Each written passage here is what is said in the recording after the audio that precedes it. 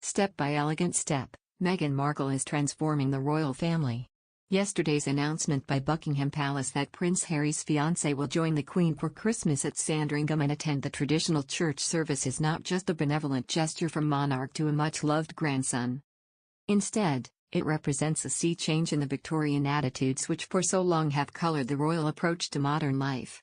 No such invitation was extended to Kate Middleton, nor to Camilla Parker Bowles, and certainly not to Lady Diana Spencer, before they married into the family. But it is the manner in which Meghan is being fast-tracked into royal life long before her wedding that is so startling.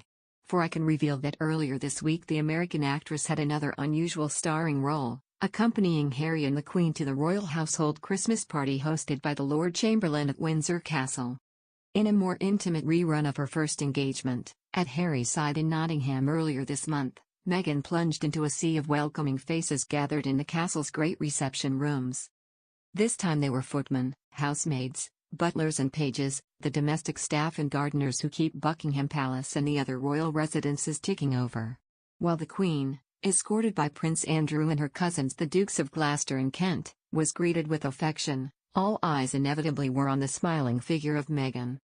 Wearing a burgundy lacy cocktail dress, demurely cut just below the knee, she moved easily through the crowd of well-wishers just as she had a fortnight earlier, accepting congratulations from the men and women who in a few months' time will address her as Your Royal Highness.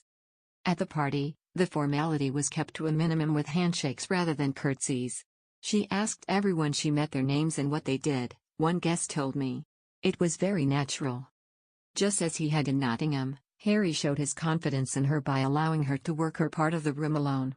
As the 900 guests sipped flutes of mum champagne or Sandringham apple juice, Meghan, who didn't drink, circulated through the Waterloo Chamber, St. George's Hall and the grand reception room where her own wedding reception will be held next May. It took her more than an hour. In fact, Meghan disclosed that she and Harry had spent last weekend at Windsor looking over the staterooms as they began making plans for the wedding. Clearly the benefit of being at Monday night's party was to experience what the same rooms are like when they are full of people.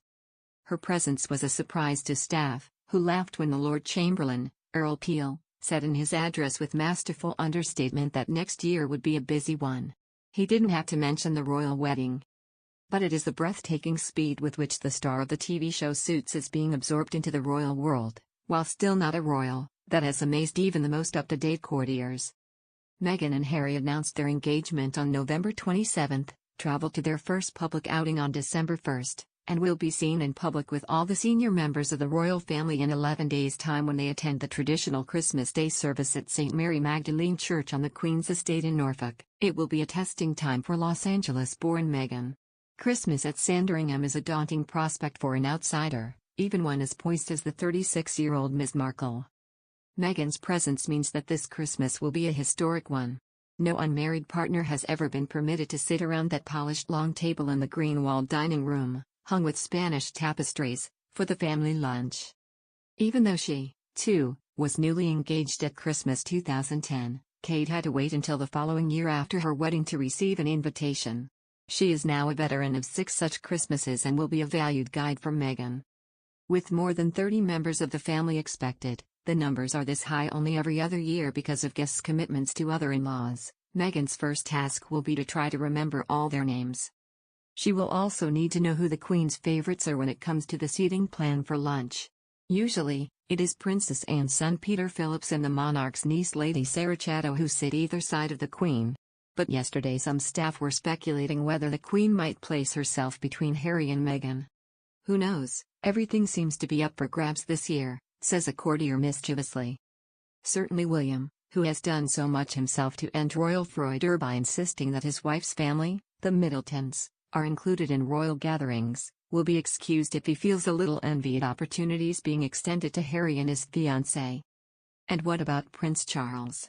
For years, he had to suppress his great irritation that Camilla remained excluded from so many family get-togethers, until he made her his wife. One thing that Meghan will be grateful to avoid is the scramble for the best bedrooms. Ensuite dressing rooms are particularly prized. When Prince Edward and the Countess of Wessex celebrated their first Christmas there as a married couple, such was the pressure on space that they were given separate bedrooms. Instead of sleeping under the Queen's roof at Sandringham House, Meghan and Harry are expected to billet themselves with William and Kate at Anmer Hall, the Cambridge's country house a short drive away. So what is in store for Meghan, and how will she bear up to all those royal eccentricities as she scatters some Hollywood glamour over this most traditional of gatherings? The first thing she will have to get used to is that the royals follow the German custom of handing out presents on Christmas Eve. Few of the presents are extravagant. When you have everything, you have to have something you can use, something practical rather than decorative, says a servant who has witnessed these scenes. The Queen likes things for picnics or for a barbecue, a rug perhaps. Once, she unwrapped a washing-up apron and was thrilled. Typically, the candlelit black tie dinner, served at 8:30 p.m., will be potted Norfolk shrimps, locally shot game or a lamb dish followed by tartare with brandy creme or a soufflé, all served on the finest china and silverware.